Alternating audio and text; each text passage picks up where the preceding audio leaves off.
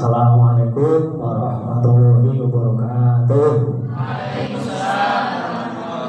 Bismillah, alhamdulillah alladzi waffaqana ala sunnati wal jamaah. Wassalatu wassalamu ala sayyidina Rasulillah Muhammad abdillah wa ala alihi wa sahbihi wa mawalah berada. Yang saya muliakan panitia penyelenggara pagi ini dari Setaya Takbir yang dikomandani Bang Mas Supri Priyagung. Priyagung ini wong lanang sing agung apane yo ora ono. Ya, kita banggakan segenap peserta pada pagi hari ini pendalaman dan penguatan ahli sunnah wal jamaah yang dilaksanakan oleh penduduk PNU di lingkungan Setaya Takbir. Alhamdulillahirabbil alamin, puji syukur kita aturkan kepada Allah. Kita bisa berjumpa lagi dalam keadaan sehat walafiat, walaupun banyak orang ketakutan masalah corona, tapi sampai ternyata yo enjoy saja ya, tidak ada ketakutan. Ini termasuk anugerah yang besar, perlu kita syukuri. Alhamdulillahirabbil alamin. Salam salam kita aturkan kepada Rasulullah Muhammad SAW.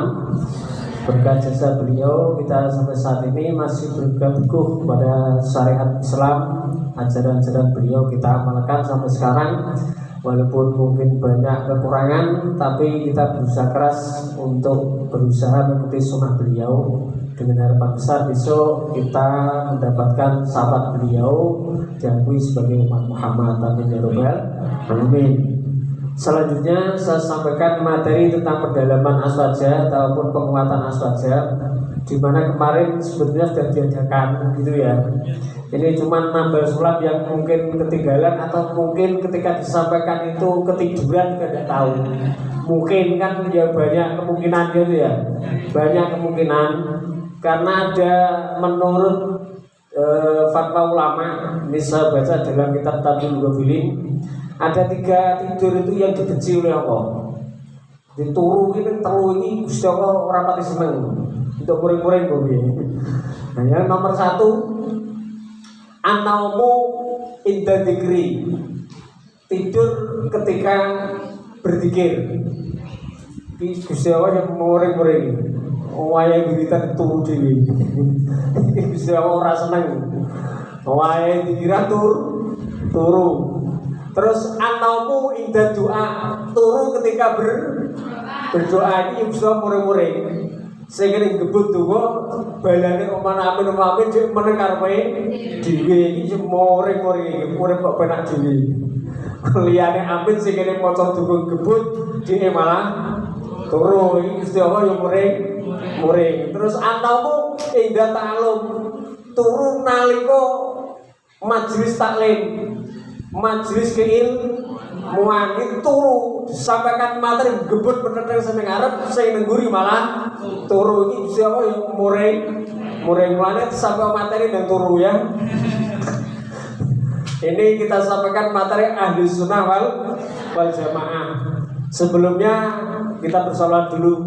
Allahumma sholli ala sayyidina Muhammadin tibbil qulubi wa dawaiya wa afiyatil abdani wa shifaiha wa nuril absari wa diyaiha wa ala alihi wa sahbihi ajma'in wa ala alihi wa sahbihi wa sallim. 73 golongan aliran di dalam Islam, hanya satu yang selamat, ahlus sunnah wal jamaah. Sistem bermadhab itu di bidang syariatnya, Sejunaid al-Baghdadi di bidang tasawufnya, Abu Hasan Al-As'ari di bidang tauhidnya. Allahumma sholli ala Sayyidina Muhammadin al-Shari wa liyaiha wa ala alihi sahbihi wa sallim. Ini pengantarnya tentang Ahlussunnah wal Jamaah. Kapan munculnya Ahlussunnah wal Jamaah? Dengan pertanyaan ini nanti akan terjawab apa yang dinamakan Ahlussunnah dan kapan Ahlussunnah wal Jamaah itu muncul. Ini pertama hadis riwayat Imam Tabrani. Terus nanti saya gabungkan hadis riwayat dari Imam Tirmidzi. Hadis Imam Tabrani disabdakan oleh Rasulullah. Beliau bersabda, "Walladzi nafsu Muhammadin biyadi, inna ummati satabtariku ala salasin wa sab'ina firqatan, an-najiyatu minha wahidatun wa kulluhum finnar wan najiyatu minha wahidatun." Wa qala wa ma'an najiyah ya Rasulullah? Qala ahlus sunnati wal jamaati. Artinya, demi zat bahwa jiwanya Nabi Muhammad SAW dalam kekuasaannya, sungguh umatku nanti akan terpecah menjadi 73 golongan. Seluruhnya masuk neraka. Pengen swarga atau neraka? Swarga ya. Seluruhnya masuk neraka. An-najiyatu minha wahidah, yang hanya satu yang selamat. Surip kan digoleki selamat ya. Waras ra selamat ya ora penak. Waras loh, ini berarti waras celakaan. Ini berarti waras tapi enggak selamat. Yang selamat hanya satu. Sahabat bertanya, wa ma'an najiyah, satu yang selamat itu apa Rasulullah? Qala, Rasul menjawab, ahlus sunnati wal jamaah. Ini hadis riwayat Imam Tabrani. Sekarang yang nomor 2, hadis riwayat Imam Tirmidzi. Redaksi hadisnya sama. Satabtariku ummati ala salasin wa sab'ina firqatan. Akan terpecah umatku menjadi 73 golongan. An-najiyatu minha wahidatun wa ba'duhum halakain. Satu yang selamat dan sebagian seluruhnya atau sebagian dari satu itu berarti 72. Ini semuanya rusak. Wa qala wa ma'an najiyah Rasulullah. Apa yang selamat itu Rasulullah? Ditanya oleh sahabat. Akhirnya Rasulullah menjawab, qala ma ana alaihi wa ashabi. Ma ana alaihi wa ashabi. Yang selamat adalah mereka orang-orang yang berpegang teguh kepada sunnahku dan yang berpegang teguh terhadap apa yang dilakukan oleh sahabat-sahabatku. Berarti jawabannya sudah jelas. Kapan Ahlussunnah wal Jamaah muncul? Sejak zaman Rasulullah. Ini satu. Dan apa Ahlussunnah wal Jamaah itu? Ahlussunnah wal Jamaah adalah mereka yang mengikuti sunnah Rasul dan sunnah yang dilakukan oleh para sahabat Rasul.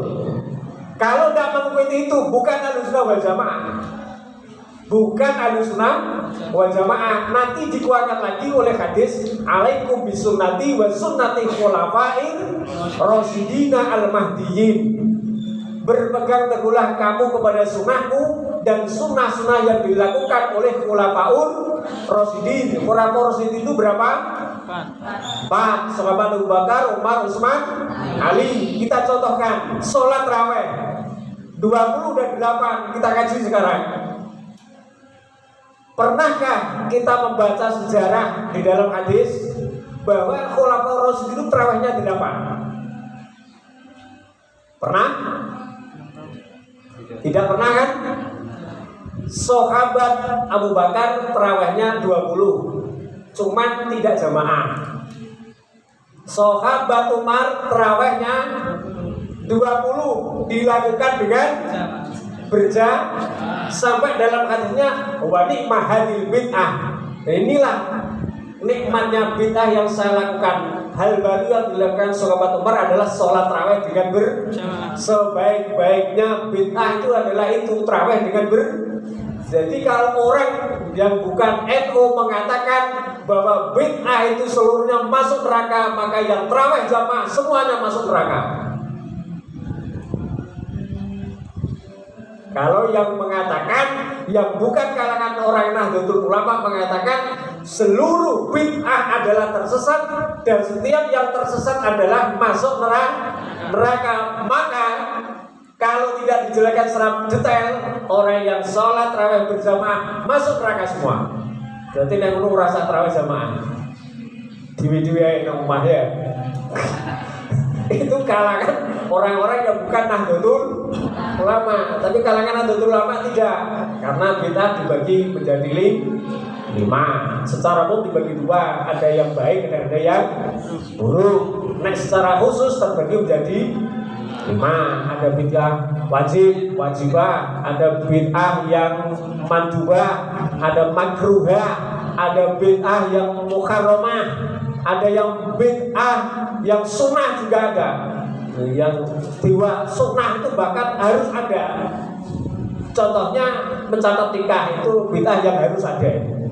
Karena nikah kalau udah dicatat status orang udah jelas. Sing enak wong lanang. Rono rene kan ora ning tandane, nek wong wedok kan ning gawanan anak. Gawanan meteng ngono tuh ya.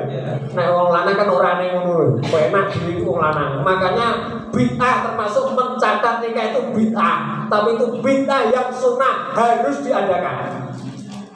Karena apa? Memperjelas status kewalian, memperjelas status hak waris, memperjelas status orang.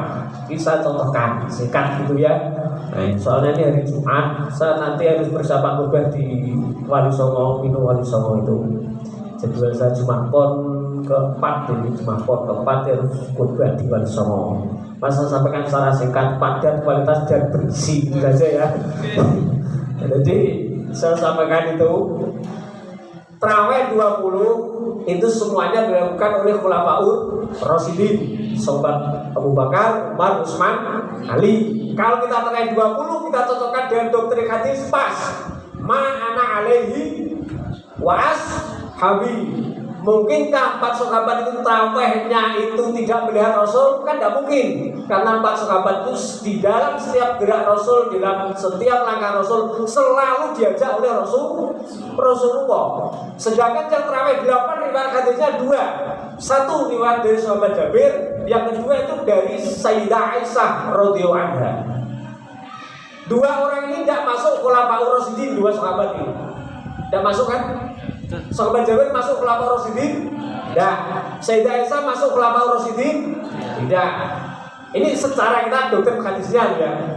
Alaikum bisunnati wa sunnati khulafa'ir Rasyidin. Maka yang jelas kalau kita kaji 8 dan 20 ini yang Ahlussunnah wal Jamaah secara tinjauan hadis, secara tinjauan runtutan hadis, ini adalah yang 20 ini yang mendekati Ahlussunnah wal Jamaah karena dilakukan oleh Khulafaur Rasyidin. Kalau mengikuti sahabat Jabir dan mengikuti Sayyidah Aisyah setelah Rasulullah wafat, tidak ada doktrin hadis yang mendasarinya.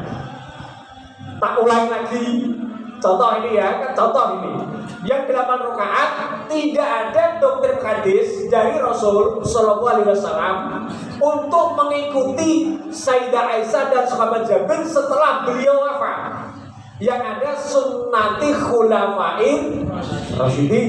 Kalau kita urutkan dengan itu, maka yang 20 itu lebih mendekati, lebih sahih yang dikatakan tarawih yang Ahlussunnah wal Jamaah. Ini abad ketika Rasul masih hidup, ini sudah ada Ahlussunnah wal Jamaah. Terus sekarang Kapan Ahlussunnah wal Jamaah itu didoktrinkan sebagai aliran? Itu pada abad kedua Hijriah menginjak 3 Hijriah. Ini Ahlussunnah wal Jamaah didoktrinkan sebagai aliran oleh Imam Abu Hasan Al-Asy'ari dan Imam Abu Mansur Al-Maturidi. Insya Allah saya hafal semuanya masalah Ahlussunnah wal Jamaah karena itu pegangan saya dari kecil saya mengajar. Dari mulai sampai aliyah dulu di Darul Salam dulu sebelum di At-Tamir, yang saya ajar itu di sana ya masalah Ahlussunnah wal Jamaah, sehingga otak saya itu kok masalah Ahlussunnah wal Jamaah. Terus otak itu dalilnya ini komplit jebar kulit. Orang arah yang pemikir orang arah.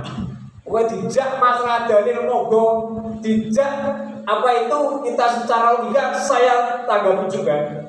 Silakan.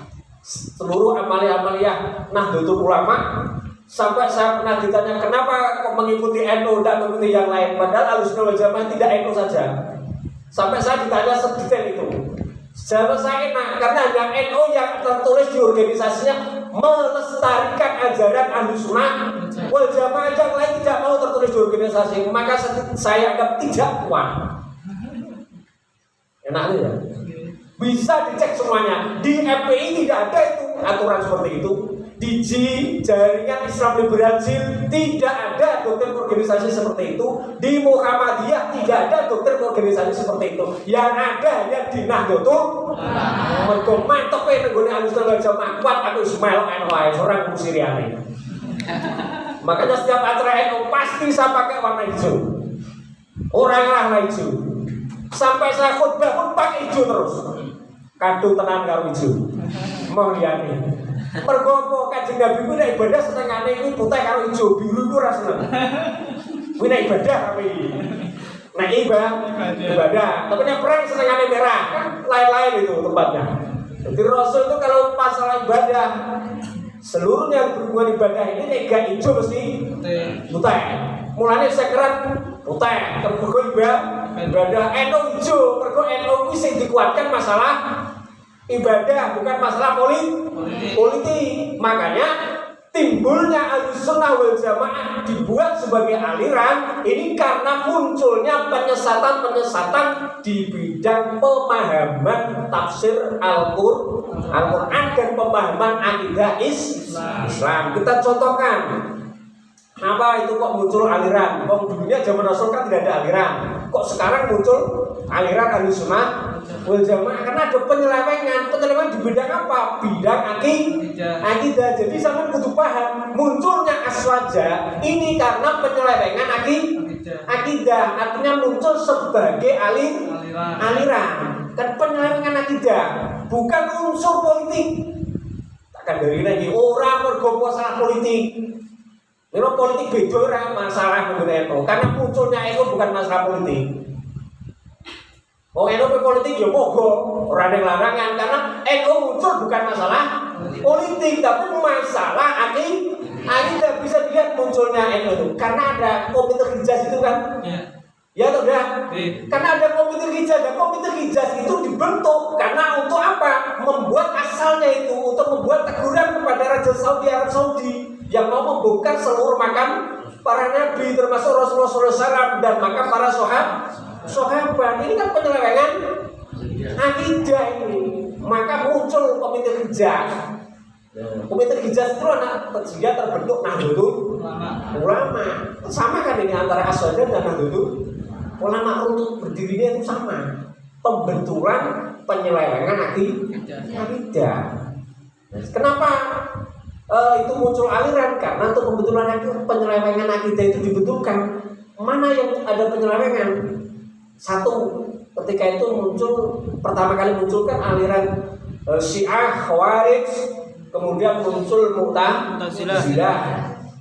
Syiah ini adalah pendukung berat sahabat Ali.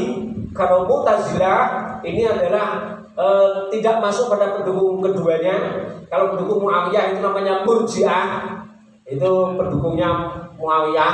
Khawarij ini tidak mendukung kedua-duanya. Mu'tazilah ini contoh kesesatan dari Syiah, bahwa sahabat Ali itu yang berhak sebagai nabi setelah Rasulullah. Ini kesesatan. Ini kan dibetulkan oleh Ahlussunnah jamaah sehingga dibuat aliran seperti itu. Muncul lagi, saya contohkan Khawarij, seluruh sahabat yang ikut perjanjian di Daumatul Jandal, perjanjian antara sahabat Muawiyah dan sahabat Ali bin Abi Thalib, ini seluruhnya adalah terkutuk. Ini juga oleh sahabat yang kata-kata kutuk. Padahal PPE masa itu masa sahabat kok dikatakan terkutuk, dikatakan jelek. Ini kan baru menyeleweng dari Ahlussunnah wal Jamaah. Maka muncul dibuat suatu aliran Imam Abu Hasan dan Imam Abu Mansur Al-Maturidi abad 2 menginjak abad 3 Hijriah. Penyelewengan kita. Contoh lagi,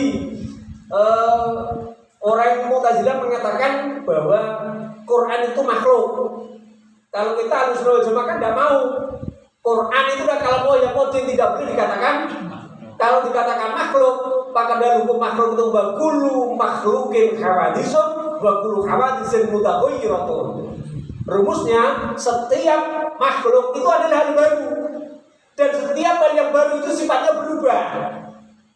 Tiba-tiba geraknya mesti berubah, orang ganti presiden kok berubah Quran. Ini ganti pimpinan yuk malah naik. Oh, baru kok makhluk itu mesti berubah. Saya ini dia bingung kok ya perlu bilang apa. Itu memang makhluk. Saya ini sopan yang kowe yang muni cinta-cinta saya orang bilang kok. Dan satu makhluk sih mutaghayyiratun mulane nek berubah ku rasa sedih kalau dia makhluk kok. Ciptaan Allah itu dilihat di dalam hukum ilmu tauhid. Wa kullu hawaditsin mutaghayyiratun. Bisa mutaghayyirun, bisa mutaghayyiratun. Mutaghayyirun diikutkan pada kulun, nek mutaghayyiratun juga bahwa hawadisnya secara ilmu nahwu. Loh, ini kok nahwu bere. Karena saya dulu detailnya di bidang nahwu juga saya detailkan dulu di pondok pesantren. Jadi urutannya juga tahu kenapa harus hawadisun, mutaghayyirun, kenapa harus mutaghayyiratun. Setiap hal yang baru itu berubah. Kalau Quran dihukumi makhluk, padahal hukum makhluk itu hal yang baru, dan hal yang baru hukumnya selalu berarti otomatis Quran bisa dirubah. Ini kan bisa merusak pedoman Islam nanti. Islam akan hancur. Quran dikatakan makhluk, maka muncullah Ahlussunnah wal Jamaah. Jadi prakarsai oleh beliau berdua langsung dikatakan Quran adalah makhluk, sampai taruhannya itu beliau di penjara.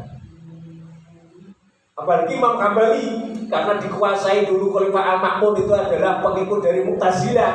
Seluruh tokoh itu harus mengatakan Quran makhluk. Imam Hambali tidak mau, sampai beliau di penjara 12 tahun.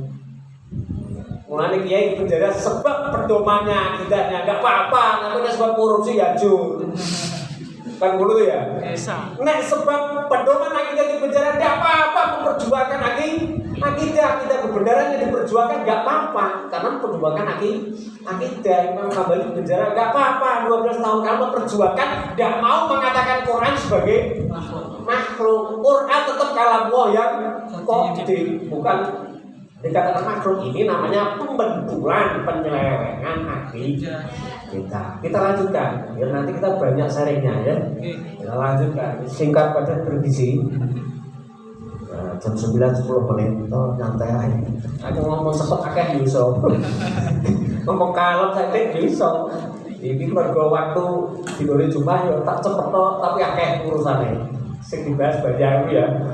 Baik, kita lanjutkan. Kemudian banyak orang, banyak organisasi mengatakan saya Ahlussunnah wal Jamaah, saya Ahlussunnah wal. Maka cirinya ini yang perlu dilihat. Kalau dia di dalam bidang syariat fikihnya mengikuti salah satu madzhab 4, ini dia Pak Nawawi Ahlussunnah wal Jamaah. Ini satu, untuk diterapkan ini. Di bidang syariat, bidang fikih, amalan ibadahnya itu, sholatnya, puasanya mengikuti salah satu dari 4 madzhab. Salah satu ini orang lain kabeh dicampur, salah satu harus dipilih.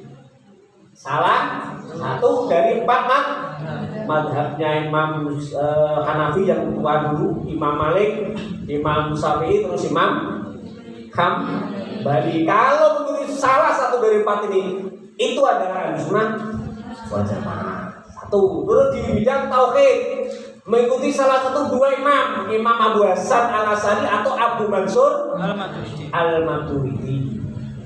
Ini pokoknya melok dua imam ini. Dan nek melok tauhid piye Pak tengere? Angger sifat mustaqil 20, sifat wajib 20, jaiz Nabi dan Rasul sebanyak berapa itu?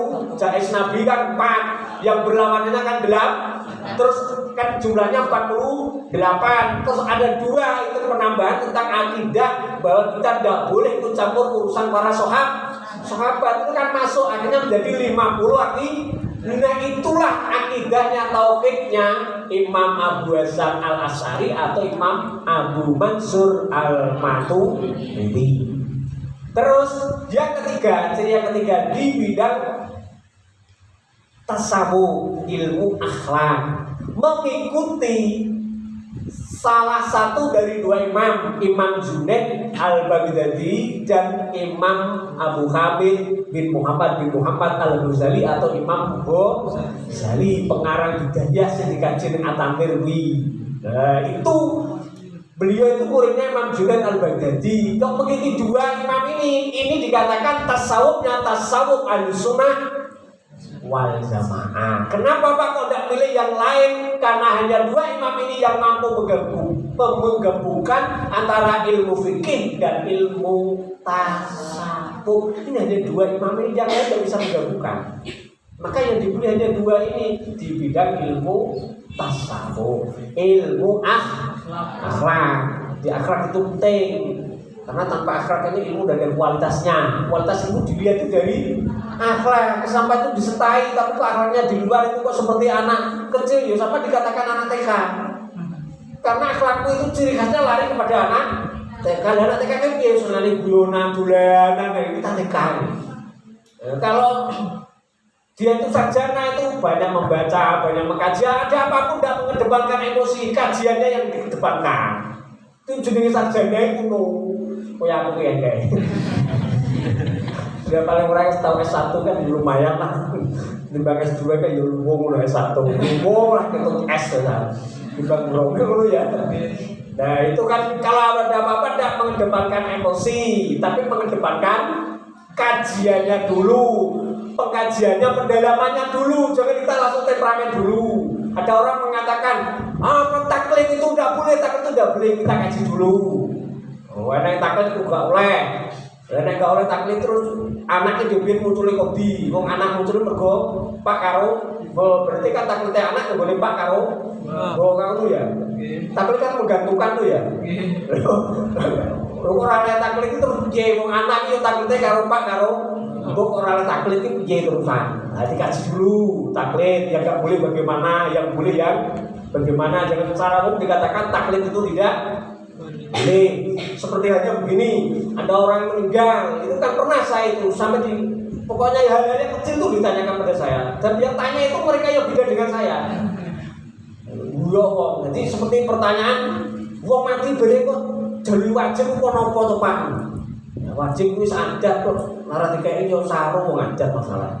Wajib itu yo oleh kok namung ikhlas. Ora ikhlas ora apa-apa ikhlas. Wong kena musibah kok dijalui kok ngetokno biaya to Pak. Berarti wong iku Islam piye, saudara piye wong ana Islame terusan kok malah dijalui. Ketok wajib nggih, dadi amplop to nggih. Iya to Ra? Nah, ngono ki bro ora ngisano kena musibah kok dijalui iki berarti kok muslim gitu.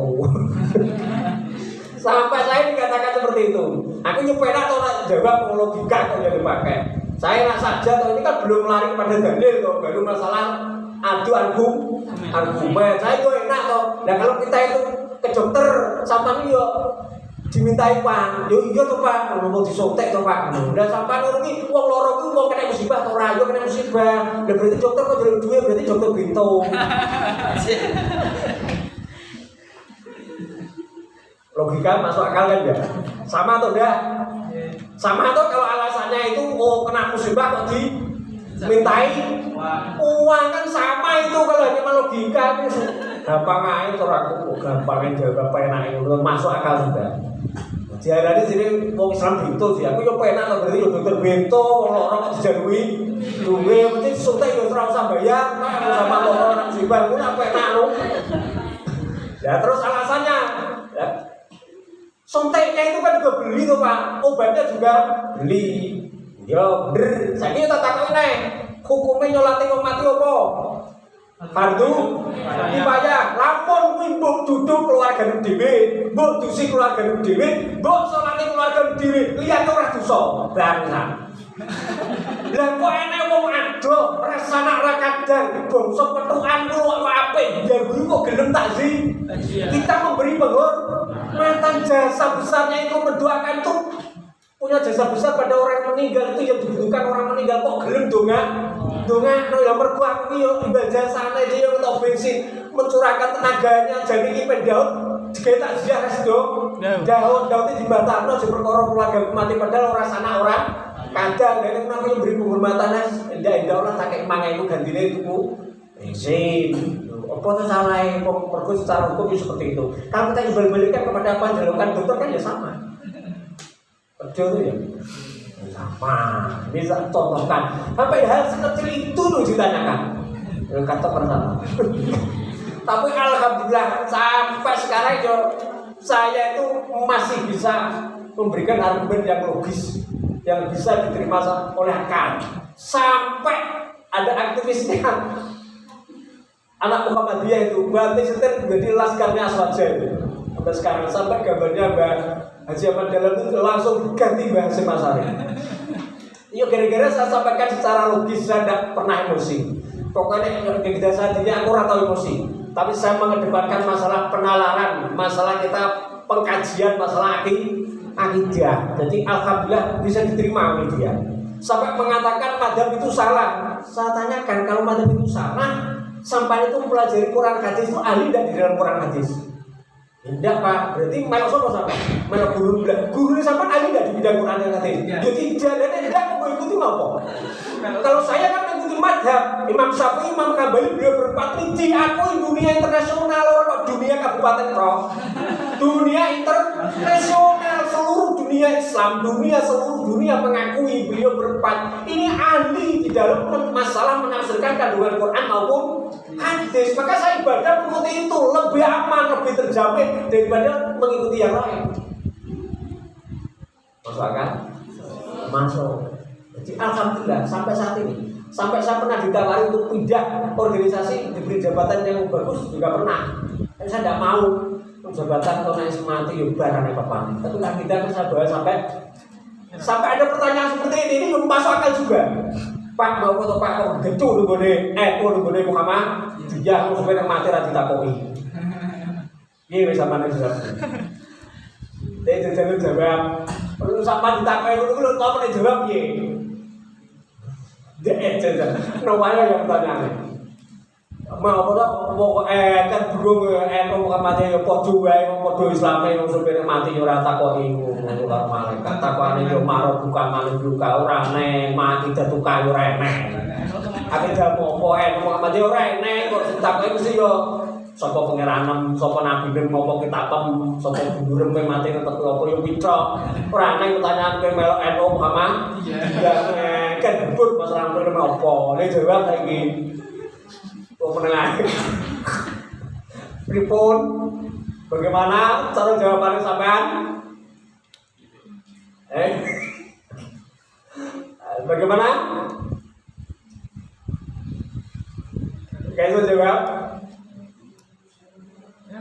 Coba yang bisa jawab mungkin bisa jawab monggo. Ini kan pertanyaan yang sering disampaikan ya itu. Sering itu oleh masyarakat, oleh kaum muda pun juga sering itu. Mau apa ngebut ngono bareng masuk benar mati rata kok. Terus sama di kono-kono piye jawab? Bagaimana? Bisa jawab? Iya Kang Pri? Gak ada jawabannya mudah. Karena besok orang itu di Yaumil Kiamat dikumpulkan itu berkelompok. Nek kelompok NU yo melok NU, nek kelompok liyane NU yo melok liyane NU. Nek kelompok sing tak elok iku nang swarga, aku yo karep melok nang mergo. Nek kelompok sing tak elok iku mlebu neraka, kowe yo karep melok mlebu mergo kelompok. Di bak dalil surat Az-Zumar, Fasikul ladzina taqaw ila jannati zumara. Zumara itu berkelompok. Ora enek mlebu dhewe swarga, ora enek. Dhewe. Kapan ndi swarga? Mbok men. Kok enak men. Semuanya itu berkelompok, ada ketuanya, ada pemegang benderane. Bendera hijau ya hijau terus ngolongi. Lho ada pegangan bendera besok itu, liwakun itu ada. Ngono lho. Mulane nang dongane sampeyan tingali nggih donga tenggene napa niku donga sing tenggene dibak ngeten terus donga tenggene bakdo salat rawih niku ya ten. Dadi sok nek aku dikumpulno ki malah genderane Kanjeng gendera. Dadi kelompok tadi ada pemegang gendera. Lah kelompok iki kira-kira genderane iki tumuju swarga yo sampean budal napa enak.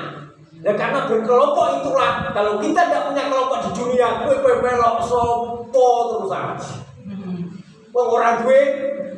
Inilah pentingnya kelompok. Karena saya kalau baca ayat itu nang donya ganti kelompok isih. Mergo soben mlebu swarga kuwi duwe kelompok. Nek hadisnya dikuatkan alman ma'aman ahabba.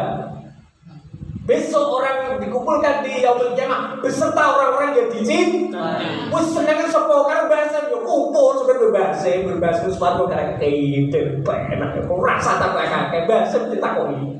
Kita piye kita tok budal wis ora rasa kakek tenan bengi. Yo ora usah dibahas ana wis ditakoni karo bahasa kok mikir jero-jero. Lah bahasa melok sapa? Bahasa melok Imam Papat, Imam Syafi'i, Imam. Lah Imam Papat iki mlebu swarga kabeh awake yo melok mlebu. Hukum ambil darurat. Enak tuh ya. Bagaimana? Masuk aja. Nah, jadi kenapa kita harus bermadzhab? Karena bermadzhab itu adalah termasuk pengambilan dari hadis ma'ana alaihi wa as. Karena Rasul sebelum wafat sudah memerintahkan kalau saya wafat ikuti sunnah khulafaur. Secara otomatis khulafaur Rasyidin ini kalau mau wafat nanti juga disampaikan kepada tabi'in, mau wafat itu disampaikan pada tabi'in. Tabi'in muncul ulama murid semua terus dari inilah nanti muncul namanya sistem urut ya. Nah, kalau seperti ini kita itu enak saja itu enak orang mamang orang pol mantep kowe. Nah, aku ya teman-teman mantep kowe. Wis ra biyen. Saya itu tidak pernah mengikuti PKP, tapi cerutek wis ora ukur paten gorengan. Ora biyen. Jangan dari itu sampai sekarang wis ora ukur akeh. Sampai saya pernah mendalami di seluruh aliran-aliran pernah saya dalami semua. Sampai saat yang terakhir saya mantap di Nahdlatul Ulama itu karena yaitu udah tak kaji semuanya. Saya di Muhammadiyah mengkaji sendiri itu mendalaminya 2 tahun, di Lemkari 2 tahun. Lebih tahu sampai 2 tahun. Makanya saya tahu intinya mereka itu. Kemudian di NU juga tahu, terus di Wahidiyah 2 tahun. Pernah semuanya saya berpengalaman di bidang itu. Nah, terus yang saya dalami Nahdlatul Ulama itu dari kecil saya itu juga NU, terus akhirnya saya dalami NU-nya karena ngikuti situ saya hanya tahu saja bagaimana perbandingan antara NU dengan mereka. Ternyata tak kaji secara mendalam. Tidak ada bapaknya secara gaya-gayaan dengan masalah Nahdlatul Ulama, mencetuskan masalah tidak mengalahkan gaya-gayaan Nahdlatul Ulama. Sehingga saya sampai sekarang walaupun dalam posisi apapun tetap saya itu hijau terus, ora atau malah terus hijau. Ora atau buyah dalam keadaan apapun. Ulul haq walau kana murran, katakan itu benar walaupun pahit rasanya, walaupun abot sampai tujuan tetap aku NU. Tetap dalam jalur Ahlussunnah wal Jamaah. Ini saja saya sampaikan, saya kembalikan pada moderator Mas Supri. Cukup sekian, ini sudah jam 10 kurang 9 menit, hampir 1 jam mungkin ya. Hampir hampir 1 jam. Terima kasih waktu diberikan. Silakan buka tanya jawab. Bisa saya cukupkan sekian untuk pemberian materinya. Sekarang kita buka forum tanya jawab bagi moderator. Saya silakan.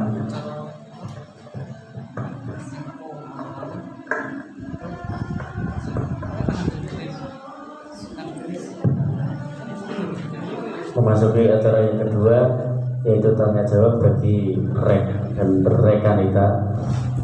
Walau mungkin ada yang belum penjelasan dari pemaparan materi aswaja dan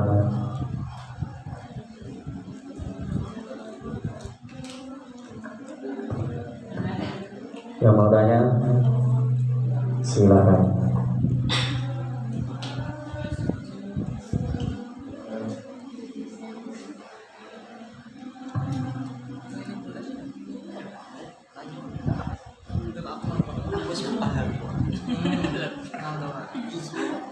Ini rata-rata dari atas diri ya? Iya. Ada yang dari atas diri? Boleh oleh. Ada ya? Zero Bukan oleh. oleh. Ini bukan dari atas diri dulu. Kok Ya? oleh? Dari mana? Lamongan. Yang lain? Dari oleh. Yang belakang itu? Kenal oleh. Iya. Dari? Mantan sih mantan. Oh, Bu Dari. Yang dari semua udah ada. Yang semuanya pangkat dari itu. Dada ya. Biasanya kan banyak dari semua. Ini dari mana ini? Ini dari mana? Ya ini belakangmu. Wajahnya kan saya kan Enggak sih. dari mana ini?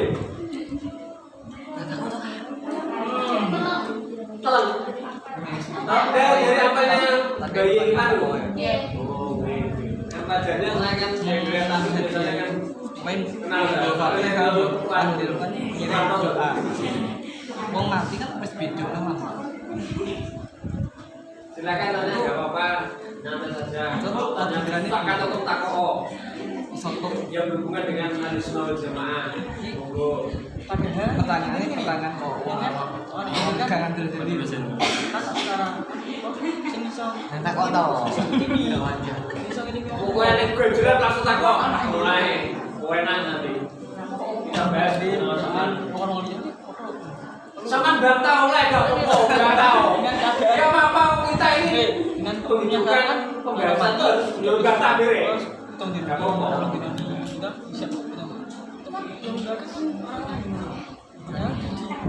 Saya dulu ketika mendatangkan beliau sono ketika di Solo itu bantah. Orang kok menyampaikan materi bantah tabir ya. Ya ruang itu bahasa saya. Gak apa-apa biar suasana itu hijau. Jadi kita tahu pembahasannya Pancingan tol. Dan aku ya suka kok. silakan ada yang mau tanyakan monggo. Langsung ngono ya lho. Kok mangkon ini. Masih lu kabeh. Mahasiswa itu kendel kok. Tapi saya dulu mau dikeluarkan dari sisi lain. Saking keberian. Rekornya itu sampai tak dapat itu. Tapi terus dia berani dengan saya. Saya suruh keluarkan saja mau. Saking saya jagoan sering bantah. Sampai pernah keluarkan rekornya. Kita suruh keluarkan urut panggilannya. Saya enak kalau kemudian nggak bisa sampai dulu. Tangan saya itu yang keras itu jangan bukan. Silakan tanya nggak apa-apa. Ada yang janggal di masyarakat, janggal tanyakan tujuannya saja bagaimana atau ingin menanyakan materi yang kurang bagi boleh. Agama kota alam orang salah sudah pakai jariatin awal mandi. Nah, saya tanya Pak. Gak apa-apa kita berani pikir saya mau relax aku. Mahasiswa itu relax aku. Nyantai saja, dia tak takut apa-apa. Ketika ada orang Jawa itu, ketika ada orang mati itu ada 3 jarinya, 7 jarinya itu Pak. Nah itu kan sedangkan yang mendoakan itu orang lain. Seperti dalam hadis apa ida mata ibnu adama in kota amaluhu ilamin salasin sodakotin jariyatin au ilmu yuntafa'u bihi au waladin sholihin dari anak. Kan anak yang mendoakan, kenapa harus orang lain?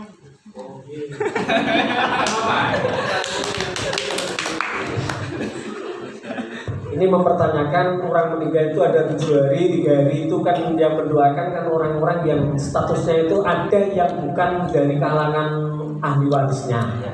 Jadi anak itu kan perwakilan dari ahli waris. Itu bagaimana Pak tujuannya? Padahal dalam hadis itu hadis sahih Bukhari, awaladin sholihin yad'ulah, yang bisa sampai kepada orang meninggal adalah doa anak yang soleh. Awal mula pertanyaan seperti ini pertanyaan ini sudah muncul sejak saya menjadi penulis PWNU. Wah, sudah muncul. Karena pertanyaan ini awal sejarahnya saya kasih tahukan ini. Saya itu apa awal sejarahnya? Soalnya saya itu ngalami sendiri gitu loh. Awalnya begini. Pertama, orang yang mendoakan orang meninggal di dokter langsung tidak sampai. Yang asalnya begitu. Dongakno wong urip, dongakno mati ora teko. Oh mati kok dongakno mati sudah mati. Itu asalnya. Kemudian setelah yang menyampaikan seperti itu juga orang-orang yang membaca hadis itu. Awaladin sholihin yad'ulah. Hadis itu dibaca berulang kali juga menyampaikan di masyarakat bahwa doa orang itu tidak sampai pada orang meninggal. Dan terus akhirnya oleh kalangan orang ahli sunnah wal dikatakan doa orang yang hidup itu sampai pada orang meninggal dengan bukti hadis yang kamu baca sendiri itu, yaitu awaladin sholihin, anak yang berarti status anak di hadis itu kan masih hidup. Nah yang didoakan kan itu orang tua, tuanya sudah meninggal, berarti kan itu orang hidup doanya sampai pada orang meninggal. Karena terkena hadis itu dia banting setir lagi. Terus tanya, Kak, di dalam hadisnya itu kan anak yang mendoakan orang tua, kan tidak ada itu orang lain. Nah ini kita kembali kepada pedoman kita. Pedoman kita itu kan ada 4 unsur jamaah. Pertama Quran, 2 hadis, ketiga ijma, 4 qiyas. Ijma qiyas itu produk ijtihad. Produk ijtihad itu ijma dan qiyas. Jadi secara umum ada 3 hasil ijtihad, Quran, hadis, dan hasil ijtihad dari ulama madzhab 4 itu atau yang tidak ijtihad. Nah, di dalam Quran sampai baca kalau nggak 100 Al-Mu'minun 8 atau berapa ya? Baghfir lidzambika walil mu'minina wal mu'minat. Baghfir, mintakanlah ampun lidzambika untuk dosamu, walil mu'minina dan dosa orang-orang mukmin, wal mu'minat dan dosa orang-orang mukmin perempuan. Dengan dasar ini maka hadis tersebut itu tidak mengatakan, tidak sebagai pedoman bahwa yang sampai pada orang yang meninggal adalah doa anak yang soleh. Itu tidak. Hadis itu ada yang menerangkan bahwa doa anak soleh itu yang terus menerus. Kalau nggak statusnya anak tidak bisa terus menerus. Ini tafsirannya di mana Pak? Di surah di kitab Ar-Ruh sama lihat. Setelah komplit sebar-komplit pokoknya di kitab Ar-Ruh sama lihat itu pembahasan masalah itu. Ada khusus hadis juga. Jadi hadis itu tidak membahas doktrin bahwa doa anak yang soleh saja yang sampai tidak. Itu hanya menyampaikan bahwa doa anak yang soleh itu yang terus menerus di alam barzah, yang tidak statusnya anak tidak bisa terus mergo bolo mengenai akabir atau disetai. Germlebu setai eling kancane. Ya Allah kancaku ki rane cah Al-Fatihah, tapi nek mlebu setai tok, nek lan mlebu setai ora nek Fatihah. Berarti kan enggak bisa terus. Bisa gawe itu maksud saya. Ya. Ya, mergo tunggal galeng wong iku apik aca tanggaku galeng, saithike galeng kurang kalau blas tanggalan wong iki. Angger sama yo metu pate kae, tapi nek sama, nek gak sama yo ora metu Pate kae. Ya berarti kan tidak bisa terus. Bisa masuk. Itu penafsiran ulama, bukan saya ini yang tafsir ulama di kitab Ar-Ruh. Juga berdasarkan ayat walqir indah bika walil mu'minina wal mu'minat. Nah, kita kan apa itu dosamu dan dosa mukmin laki-laki perempuan tidak ada di situ mati atau hidup, sehingga di dalam kalangan ulama Ahlussunnah wal Jamaah kalau baca istighfar itu nambahi astagfirullahaladzim beralladzi la ilaha illa huwal hayyul qayyum itu ditambahin astagfirullahaladzim li wa liwalidayya wa li jami'il huquqil wajibati alayya wa li jami'il mu'minina wal muslimina wal muslimat al ahya'i minhum wal ini mempraktekkan ayat Quran itu. Jadi hadis itu bukan pedoman bahwa hanya anak saja yang sampai pada orang meninggal, tapi yang saudara muslim, statusnya muslim mukmin ini bisa sampai doanya pada orang meninggal. Bahkan orang kalau wafat itu nah ajarannya Mbah Soleh dalam kitab Risalatus Safiyah, orang meninggal itu harus paling baik diberitakan saksi. Karena dalam hadisnya sahabat Umar dan sahabat Abu Bakar itu walaupun satu orang memberi kesaksian yang penting muslim berhak surganya Allah. Kesaksian dari apa wong sitok tok. Liyane musuh kabeh misalkan. Sing apik beda yo sitok tok misalkan. Jadi baik atau buruk mayat ini baik, liyane buruk, dia sing muni baik surga.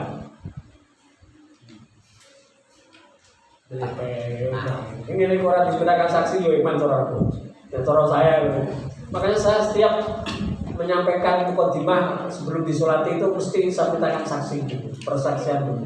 Mayat ini baik atau buruk. Saya kalau abon ibu kelihatan saya percaya bila saya kabeh ora kelihatan. Saya toh abon toh saya muni saya ya gede sana wong loro siji tok lho. Tapi ora mungkin lebih dari satu masa mau bercak kok stok tok. Ora mungkin ya. Mulane wong loro nyakseni lho swarga pisan. Wis jaga wong lawan jannah, wajib baginya masuk surga. Walaupun hanya dua orang yang memberi kesaksian. Saya wong sing tok loro tok yang balik pilihane cocok lho wis coblosan wis ro. Liyane muni elek. Baik to guru. Dhewe sing muni baik wong loro tok tetep masuk.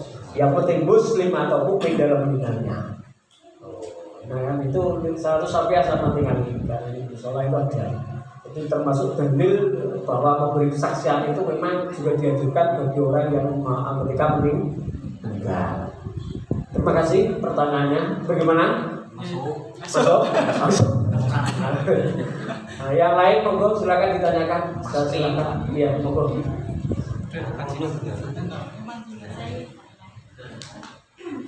Ketika orang itu meninggal, tradisi orang Jawa kan salawat, matikan uang, dari itu dimasukkan untuk apa?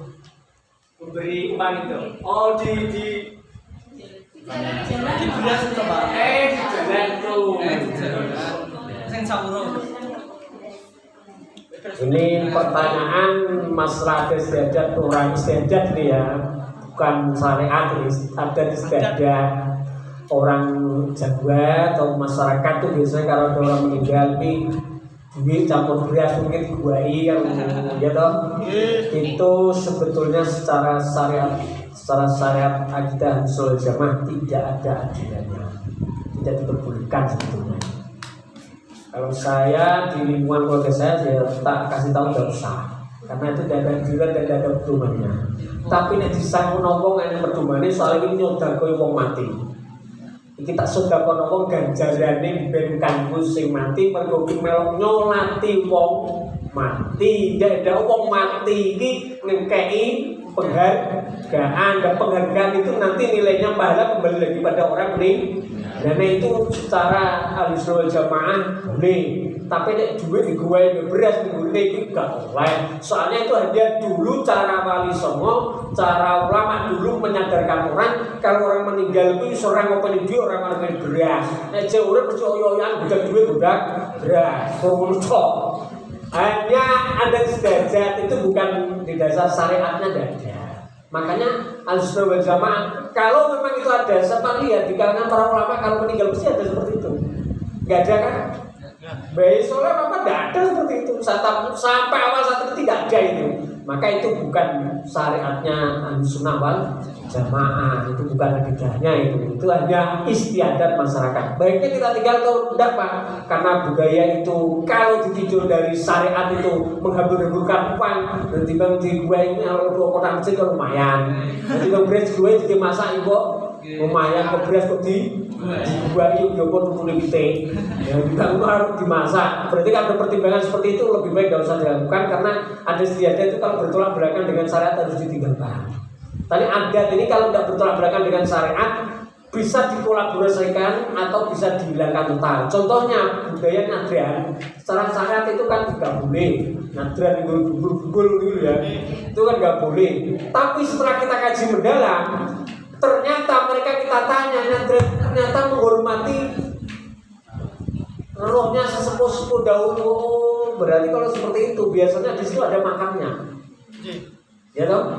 Nah kalau seperti itu kita ganti saja doa bersama atau tasakuran sedekah bumi gak apa-apa. Ngedoke bumi maknanya syukuran bumi iki kok dikapik Gusti Allah desane kok apik kembali Pak syukurane diniati sedekah bumi nyadar tapi niate dikolaborasi di situ tinggal tahlilan tinggal pengajian enggak apa-apa walaupun doktrin luarnya namanya nyadar tapi nyatanya isinya bukan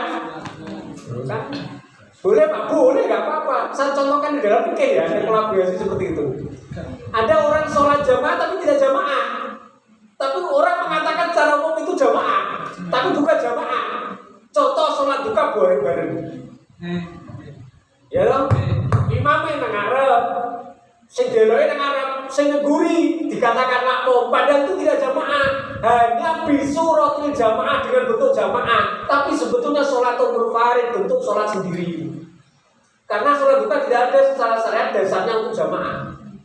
Yang ada kan sholat istisqa, gerhana matahari bulan, itu kan jamaah kan ada kan jadinya. Ya toh? Terus sholat witir, sholat tarawih di Ramadan, witir Ramadan kan ada anjuran jamaah. Yang tidak ada anjuran jamaah gak boleh dilakukan jamaah kan tidak ada dasarnya dalam syariat. Ini kita harus nafal jamaah. Kalau itu dilakukan jamaah bagaimana Pak? Boleh. Tapi bentuknya saja, tapi di dalam aslinya bukan jamaah, sholat sendiri-sendiri. Maka niatnya tidak boleh makmuman, tidak boleh imaman. Niatnya sholat lillahi ta'ala oleh makmuman, oleh imaman. Cuman gerakannya kalau saya dengar gak apa-apa itu. Kalau harus sholat fajar itu gini pondok. Mabuk, jadi bakmi ya. Nah, itu di mana Pak keterangan kitab Qulubi dan sholatul jamaah? Itu sholat jamaah dengan bentuk sholat sendiri dengan bentuk sholat karena namanya sumber ya ini dulu belen ya tidak apa-apa ada lagi ya monggo bergonta ganti ada bagus. Baiklah, saya jawab pertanyaannya. Bolehkah bergonta ganti madhab? Gonta ganti pasangan gak oleh. Gonta ganti madhab boleh, tapi dalam beda masalah. Boleh di dalam beda masalah. Contoh sholat ikut Imam Syafi'i, nanti zakat ikut Imam Malik boleh, karena zakat dan sholat beda masalah, beda fan. Tapi kalau dalam satu masalah berbeda-beda madzhab dipakai, maka ibadahnya tidak sah.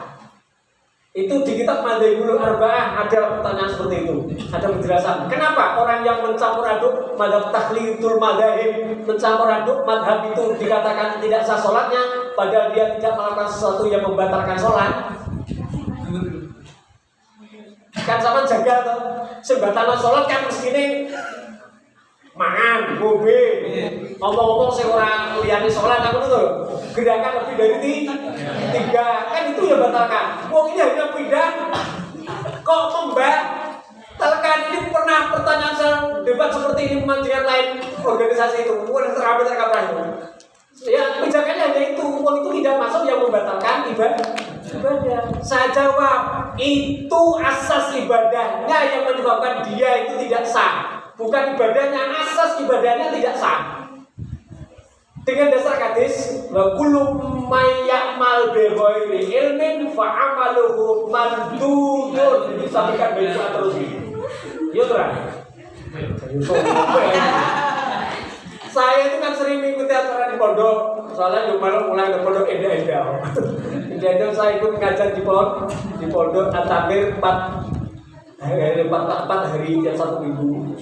Itu tiap acara pondok saya diundang oleh Ibu-an. Dan yang betul juga mesti kalau kita isukan itu.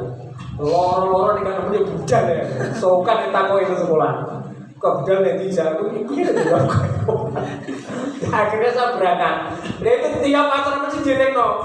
Kullu mayyamal bighairi ilmin fa'amalu mardudatun. Itu kan hadis. Setiap suatu orang yang beribadah tanpa dasar keilmuan maka ibadahnya tertolak. Karena asasnya dia sholat mencampur aduk madhab, maka asas sholatnya tidak ada.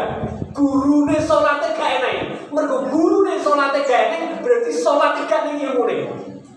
Lah mergo sholatnya gak ning ilmune, sholatnya tertolak. Ono alasannya. Alasannya seperti itu, bukan masalah ibadahnya, karena dia tidak melakukan sesuatu yang membatalkan ibadah. Tapi sholatnya, umpama contoh sholat ya ini mencampur aduk madhab. Contohnya rukunnya kalau Imam Syafi'i, kok sebatal sholat kalau Imam Hanafi, kok campur kabeh itu.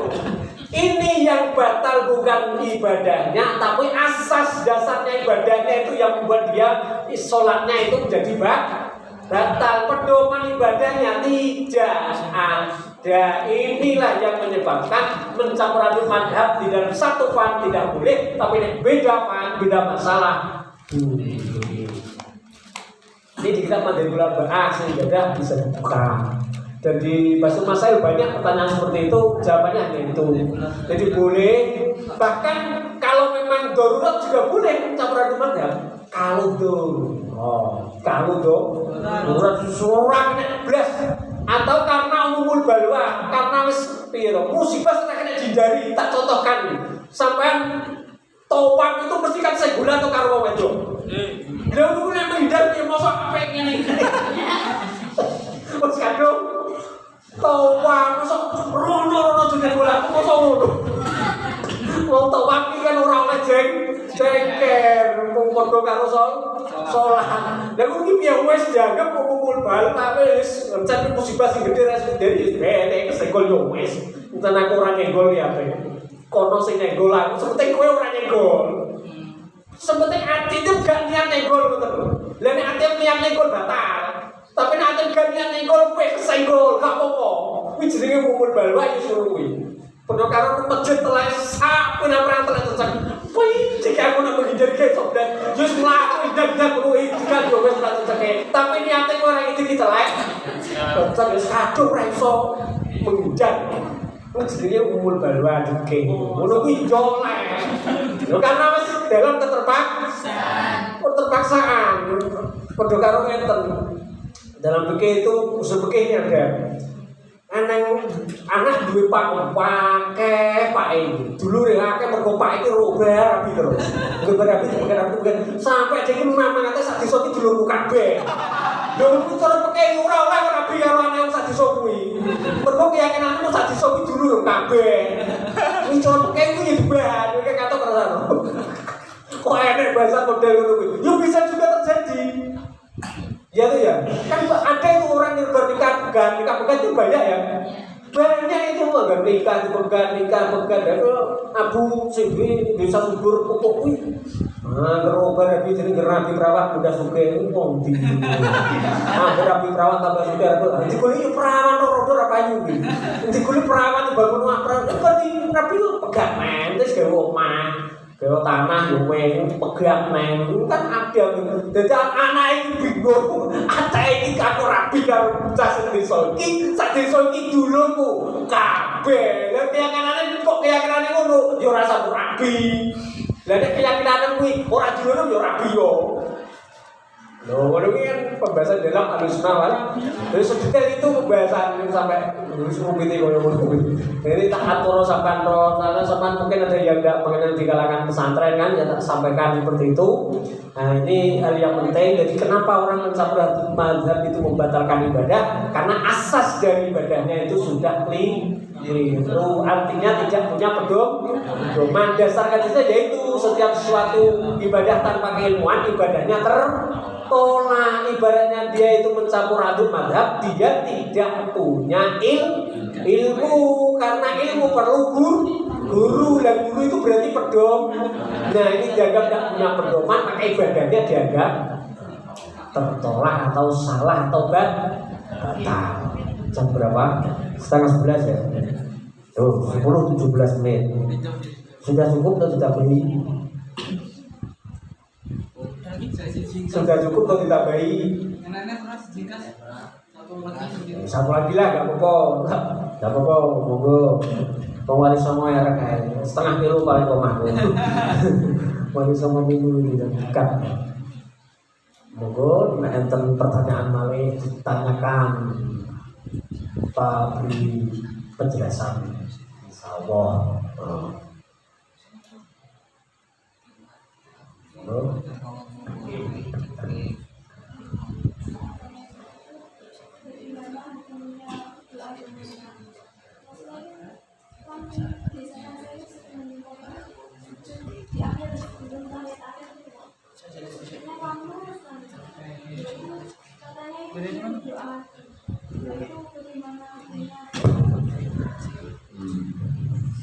Pertanyaannya, bolehkah berdoa di dalam sholat?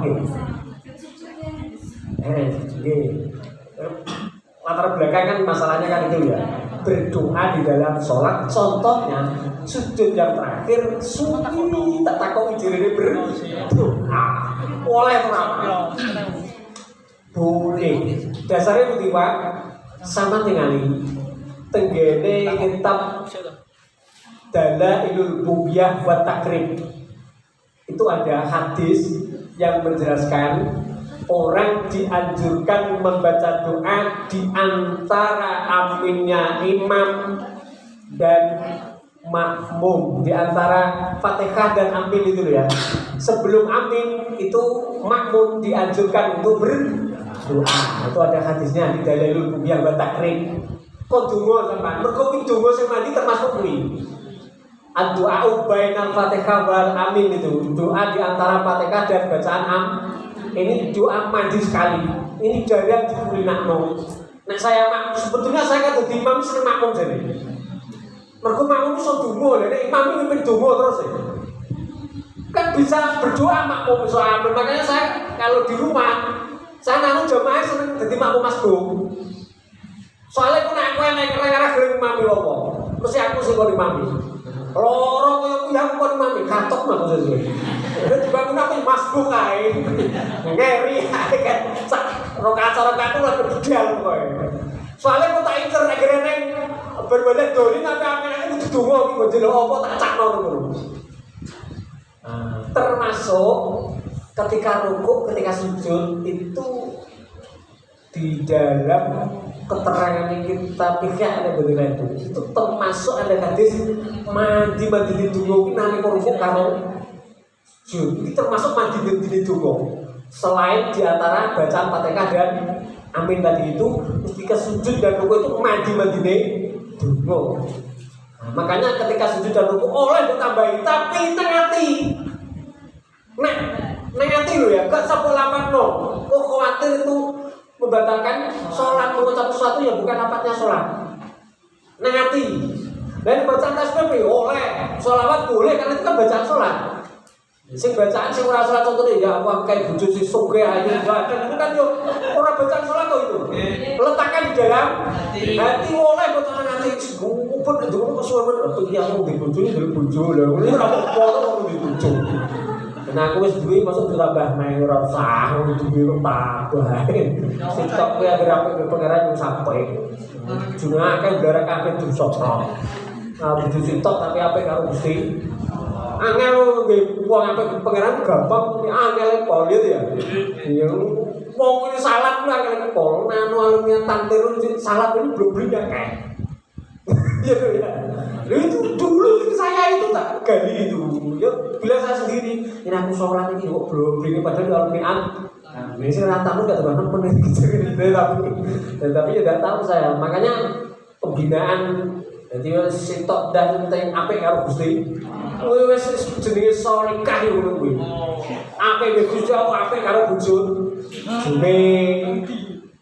Tidak Gusti Allah yo nyenengno bojone yo nyenengno. Saya kan nyenengno tuh ya. Salah tuh yo sebenarnya tadi sih nyenengno ora lho Gusti Allah kan nek ikhlas, ora ikhlas ora nyenengno. Kan bedo ya. Bojo iki sing akeh yo nyenengno nek rumah gambar atau mangan mobil ban.